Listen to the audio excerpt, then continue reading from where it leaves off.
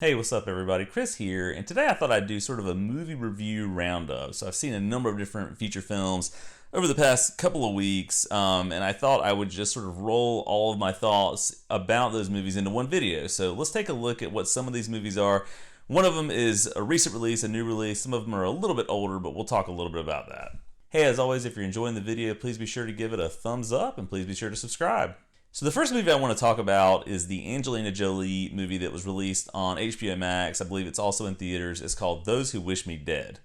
So this movie, to me, is sort of reminiscent of 90s era or maybe even late 80s era action movies. And so Angelina Jolie plays a smoke jumper out west. I believe it's in Montana, though I could have the state wrong there. But essentially, she's one of these people who jumps into wildfires to help sort of control them and try to curb, the destruction that they're going to sort of leave in their wake. But she's got some demons, right? She sort of went through an experience where she thought she knew what a fire was going to do and sort of directed her team to act one way, but it did something else. Some people died as a result of that. Some children specifically died as a result of that. And that's one of those things that sort of constantly haunts her throughout this movie. Now, on the flip side of that, you have sort of this vaguely constructed sort of bookie mafia kind of thing, if I'm using the right terminology there, happening in Florida that eventually is going to bring a father and son toward Montana. And so basically, long story short, there are some assassins who are sent out to take care of this father who is an accountant and has a lot of information and knowledge he can sort of share with the world and blow sort of I guess, flammable situation, so to speak, wide open. And so these assassins are hired to take this guy out. But this is where one of my major problems with the movie starts to bubble up almost immediately. We don't have a whole lot of information about what he knows exactly, right? So it's not really all that well developed. And I guess the point of the movie is not really to focus on that as much. But it is such a significant part of the plot that it is a little bit distracting that you don't know exactly what's going on. It's just, these two assassins are after this father and son. They chase them down.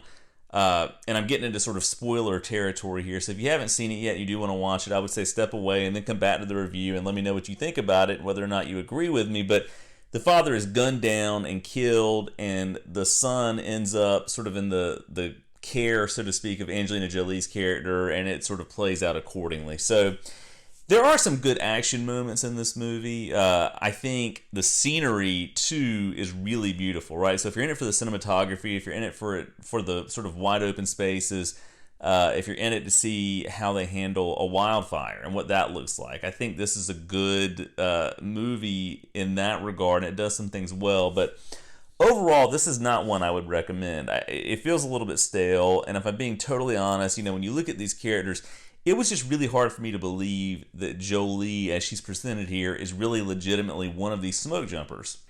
It just feels like a vehicle for a movie star. And so you never really, at least for me, get past the fact that Jolie is a movie star. I wasn't fully invested in who she was as a character, and I didn't believe fully who she was trying to portray in this role.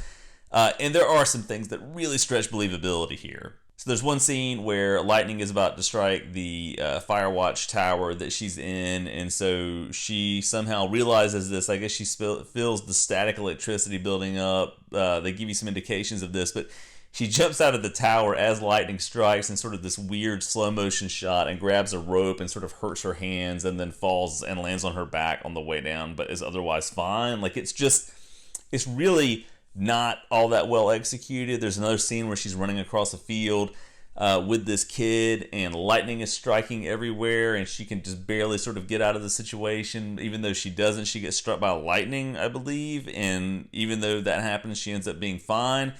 Again, it just really pushes believability a lot, and I guess if you're in that environment, you have to be worried about being struck by lightning all the time. I guess that's sort of an ever-present threat, which maybe it is in reality, but the way it's portrayed here, it's almost like she's on another planet. It's just lightning is striking everything all the time. And so it's a little bit weird. And again, I think the resolution, the conclusion is, obviously very predictable. It's kind of what you would expect would happen. And so, again, it's really hard to recommend it because it doesn't really do anything original, and it's kind of hard to buy into it. The vistas are nice, the scenery is nice, but beyond that, I'd probably otherwise just give this one a pass. Another movie that I finally was able to catch up on was Nomadland.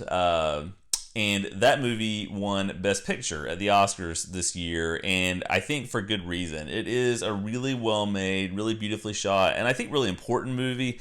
I think it draws attention to some issues that people tend to forget about, even though I would say with the events of this past year and COVID, it's a little bit more present in the minds of sort of the general public. But it has a lot to do with sort of the economics of the United States and how, this idea of the American dream can come crumbling down any second. And so it's focused on Frances McDormand's character, Fern, who is a nomad, right? She lives in her van. She travels across the country and sort of has decided to uproot her life and live that way because of a number of things that have happened in her background. But what the movie does really well is sort of highlight what that lifestyle looks like. In a lot of ways, I almost think this would have been better if it were just a fully developed documentary that was focused on that. As it stands, it is a good movie that has sort of documentary elements in it. And again, this is another one that has just beautiful scenery, beautiful cinematography.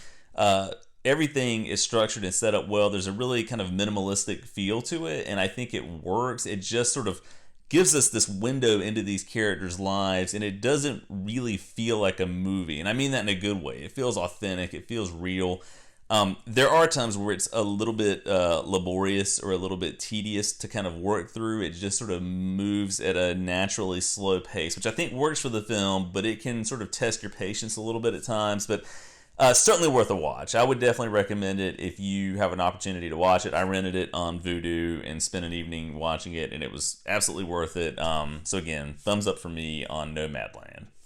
The most recent movie I've watched is actually somewhat older. I think it came out in 2010. I could be wrong about that. I'll double check, but it's got Russell Crowe, and it's titled The Next 3 Days. And I got to tell you, that is one of the worst titles for a movie I've seen. It's just so, again, kind of vague and abstract and doesn't really give you any idea about what the movie is going to focus on. But it's about this guy who, his spouse is put in prison for a murder she didn't commit. He goes through all the usual channels to try and get her out, but ultimately it just becomes clear that the evidence suggests that she is guilty and she's not going to get out. And so he decides that he's going to break her out of prison and flee the country.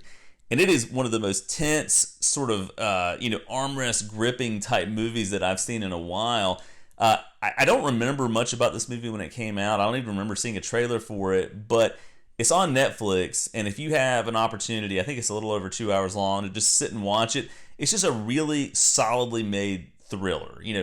Again, there are some parts that are completely unbelievable or that really kind of stretch believability, but it really does work for the most part, and it's one of those movies that just kind of keeps you in knots, right? You're just trying to figure out how it's going to play out, what's going to happen, and you feel for this character and kind of understand what it is that he's going through and what he's trying to do and what he's risking in that process.